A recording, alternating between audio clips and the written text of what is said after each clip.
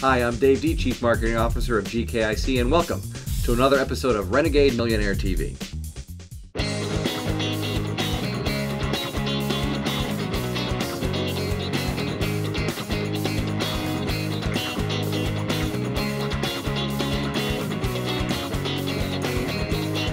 In this episode of Renegade Millionaire TV, my special guest is none other than Mr. Dan Kennedy. Dan, thanks for joining us here.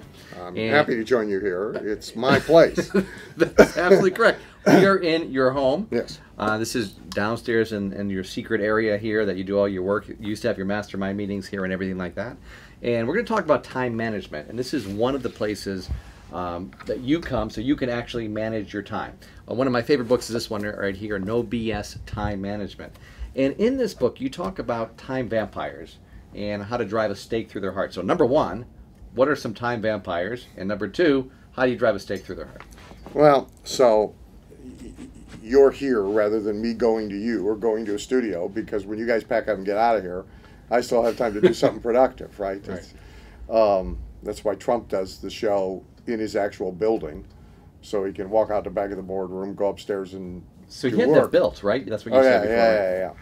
So if the vampire can be a thing, but mostly we're referring to people, and they're really anybody who drains time and energy, for that matter, in a way that is unproductive or disproportionate to their value. So most people are very indiscriminate, democratic, and tolerant of anybody and everybody interrupting them, interacting with them during their work time, regardless of value brought to the table, importance, urgency, etc. So if you permit it, you kind of get the behavior from other people that you accept. So if you permit it, you will wind up gradually surrounded by people who are coming to you periodically via phone, email, text, in person, whatever, and draining a little pint of blood, 5-6 times a day, and it's debilitating. So really, the exercise of control over work environment, has success environment, and the way people interact with you, who's permitted, first of all, and then how that interaction is to occur, is a big issue.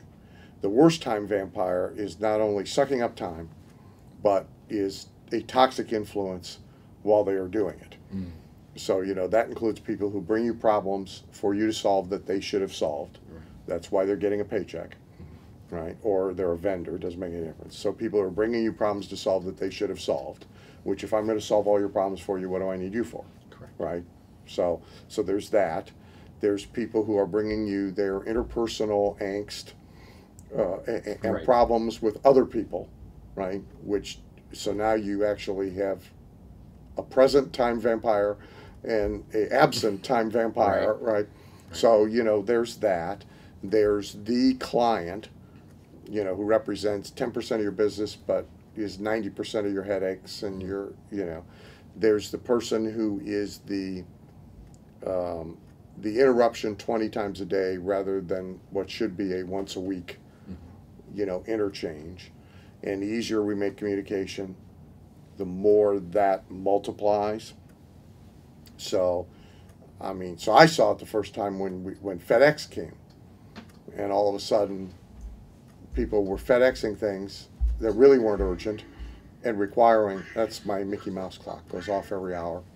Because you're a huge Disney fan, which maybe we can get into. Yeah, but also it reminds me of the hour. You know what? There's a zillion clocks not to interrupt in you, here. there are a zillion clocks. There's a clocks. Zillion clocks in here. And you have a gigantic clock too, don't you? Yeah. In the workplace, there's a zillion clocks. This is the only one that talks, though. Right. And it's a major pain in the butt to turn off, which is why we didn't do it. And also, it's a major pain in the butt to reset, which it doesn't do automatically. So daylight savings time change is annoying, but nonetheless, it's really cool. And it bothers people when they're here in a conference room, so it's fun to watch them the first time it goes off. It's like, what's that? But so the worst ones are, you know, toxic in one way or another. And junk communication makes it worse. So, you know, FedEx, people started now to send things that weren't urgent, Right. demand more urgent response than things. Yeah, that's really the first time. Email has made it. Well, then it was the cell phone. Right. So that now multiplied it exponentially. And email, yeah, I mean, there are people. So I mean, I know people all the time who are interacting with each other by email. Every time one of them has what I call a brain fart. You know, they have a thought. Right. They have a question, and they instantly generate an email about that. And now your email box, you were saying off camera, right? Right. It's been 2 days since you checked it. 4 days. Well, and you're dreading it, right? Absolutely. So why? Because from some people, there's going to be 50 emails from the Correct. same person, Correct. right? Who could have organized their communication in a way that would be far more productive for you, Right. and actually more productive for them. Right. And instead, they have this disorganized, chaotic mess, Right. right? And so all that, if you don't control it, it will control you. I want to go on in a little bit different direction than the questions I actually have here, because this is a problem that I'm personally running into, and I know a lot of the viewers. Oh, good. So let's do personal therapy on everybody's time. Yeah, exactly. Well, no, because I know a lot of viewers are having it too. And off camera, I was talking to our executive producer, Jeff, about this. All right, you don't have this problem because you don't have a cell phone, you don't text, you don't have email. But for those of us that do, and there is that almost addictive part of it where you're constantly checking it, regardless of where you are. Now, I'll leave it in the car when I'm out with my kids at dinner or something like that. Good But for you. there's still that pull. Again, you don't deal with it, but No. most people do. So how would Well, somebody help? So first of Right. all, isn't it interesting that all of this stuff that people claim is liberating, right? Oh, I don't have to be in a physical office anymore, Yeah, right? Oh, I can run my business from Starbucks. right. Oh, I can. Is really, it's a collection of tethers, That's correct. right? Because now you are never disconnected from any of it. That is correct. All right. So in reality, what I think people are doing, even though the devices might be as small as your cufflink, really what they're doing is they're packing up their entire office and dragging it around with That is them correct. everywhere that they go. That is correct. All right. And then they're running out in the parking lot 6 times to make sure it's still there while they're trying to eat dinner or go to the theater. Right. Now, my contention is it's not a sign of your importance. It's a sign of your insanity. Okay? But see, it's not new. So what we used to talk about was the idiocy of interrupting work, interrupting sex, interrupting a good bath to answer the ringing phone, right? And almost everybody did it. Phone rings, I got to answer it. Says who? That's right. Right? Or answering the door. Doorbell rings, got to go answer it. Right. Right? Now, in our house when I was growing up, no. During dinner, you ate dinner. Phone rang, phone rang. My father's attitude was, if it's important, don't call back. It probably isn't important, and then we won't have to deal with it at all. Same with somebody at the door. Right? Right. So we just sat down to do this. Not that I get many inbounds anyway, but I unplugged the phone, I unplugged the fax. Right. There are some people who emotionally, psychologically could not do that. That's correct. All right? And they would look at you like, how can you? Right. And if I'm up against the deadline for a day, I'll do it for the whole day.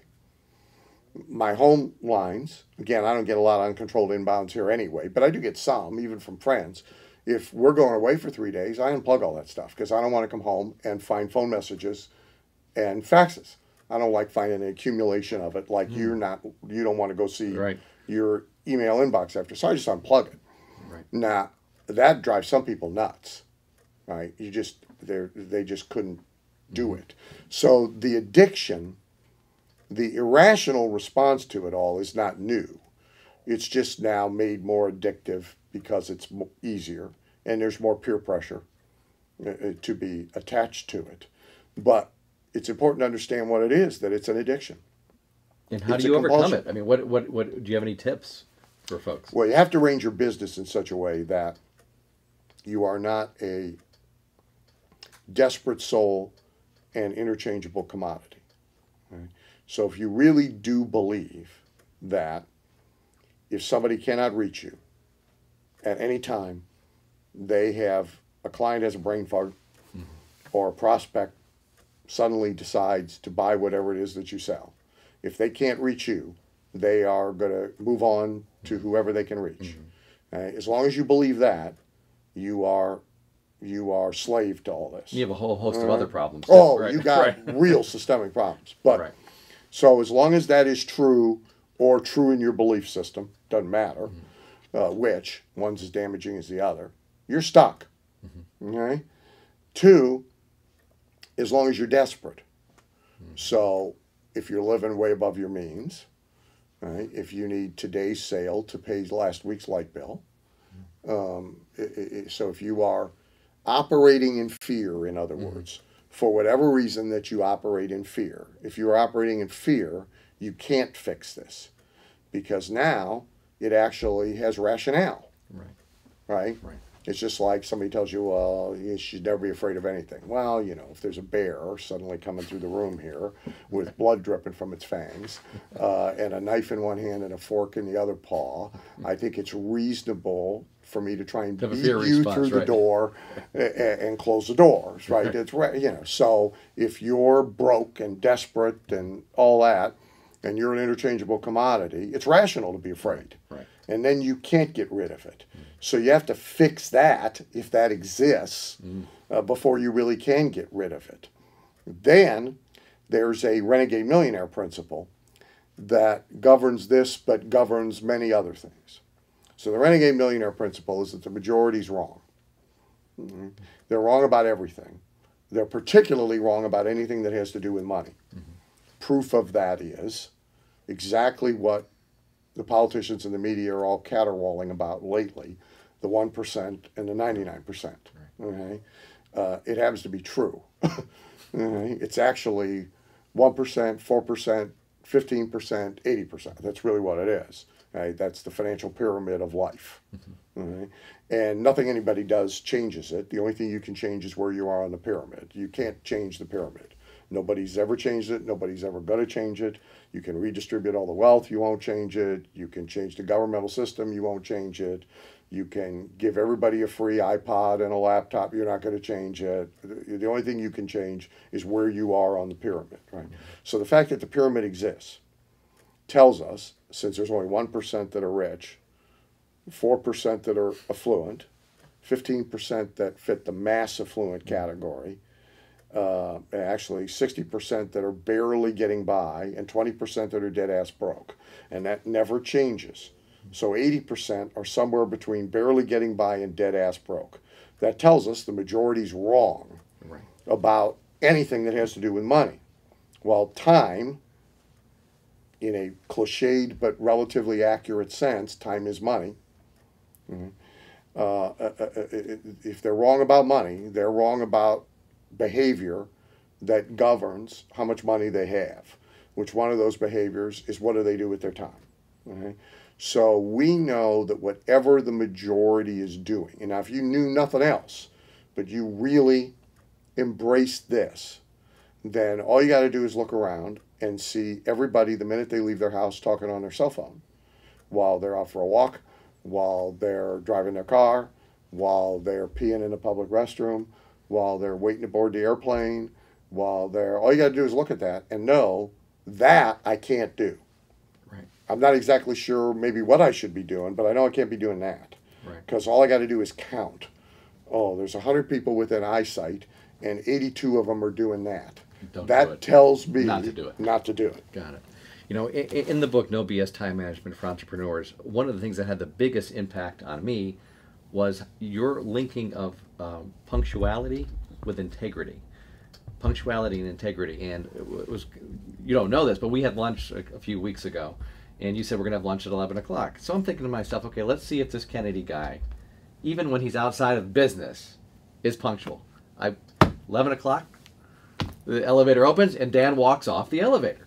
So, what is that connection? Talk a little bit about that because it's really an integral thing, very very important. There's a so first I'll give you the crass principle, Okay. and then I'll give you the direct. So the crass principle, there's an old Southern saying, okay, which I heard early, okay, and the Southern saying is "dirty pots, dirty bottom." Okay? Hopefully, it doesn't need to be explained. Okay, so small behaviors that are bad always indicate big behaviors that are bad. Right? Mm-hmm. So if somebody will steal $1, they'll steal 1,000,000 if given the opportunity to steal 1,000,000. Mm-hmm. Okay? The change in the amount is not going to alter the behavior. If somebody will fail to keep small commitments, they will fail to keep big commitments. So if they, for example, cannot be to a phone appointment, personal appointment, etc., at the time they said they agreed to be there, you can bet the biggest stake in Texas, however many times you like, that they are not going to keep more significant and bigger commitments either. Now, the marketing twist on that is that highly successful people know it. They understand that. They make decisions based on that. Okay? They decide who they're going to let in and who they're going to let out by how they handle small commitments. And so if you can't demonstrate integrity through the keeping of small commitments, the smartest people and the most prosperous people you would like to have relationships with will rule you out. It's not going to happen. Got it. The final question I have, and this is one of your Renegade Millionaire principles that you talk about, is scripting your day. So you script your days. Describe exactly what scripting your day looks like. I'd like to be able to tell you they're all scripted. That's not true. It's no, well, it's more accurate to say it's no longer true. But most are. And so the first tactic about that is end times. Mm-hmm. So most people have start times. They don't have any end times to most of what they do. Okay? So they have a start time for a phone call, but they don't really have an end time for a phone call. They have a start time for a meeting. They really don't have an end time for a meeting. They have a time we're all going to go to lunch, but we haven't predetermined when we're all coming back from lunch. Et cetera, et cetera, et cetera. Consequently, they use up a lot of time that need not be used up. So now when you start to put an end time on everything, you actually wind up with a minute by minute, half hour by half hour, hour by hour script for how the day is going to go. So what most people do, the most primitive form of time management, is the to-do list. Right. Right? Nothing wrong with that, by the way, but still, it's the most primitive form of time management tool, because there's no times assigned to the to-dos. So Charlie starts the day with a to-do list. Okay? And he pretty much tries to work on the to-do list in the order that he put it on the list. Or the easiest thing first. Yeah, but, well, he probably organized it that way. If that's the way he works, he probably organized it that way to start with. So he's now working on his to-do list, trying to get as much done on his list as he can. Right? However, he hasn't assigned time slots, start and stop, to those items on the list. Therefore, each one of them is going to take longer than it would if it had a defined time slot. In terms of managing interactions with other people, say, if that's not managed and they don't know it's being managed that way, so you haven't trained them, you can do anything you want with everybody else, but this is how we work. So the script literally is from 7:50 to 8:20, this thing. From 8:20 to 8:35, this thing. And at 8:35, you're done and you're on to the next thing. Even if you haven't finished another task? Yeah, you're on to the next thing. But here's what will happen. You will quickly you will get good at two things. You will get good at accurately assessing how long something is really going to take to do. Mm-hmm. Right? You get it done faster, by the way. So, but you will get good at accurately assessing how long a thing is going to take to do. Even things that you don't do regularly on a repetitive basis, you'll get so good at this, you'll be able to accurately predict how long these things are going to take, right? Secondly, you will get them done, right?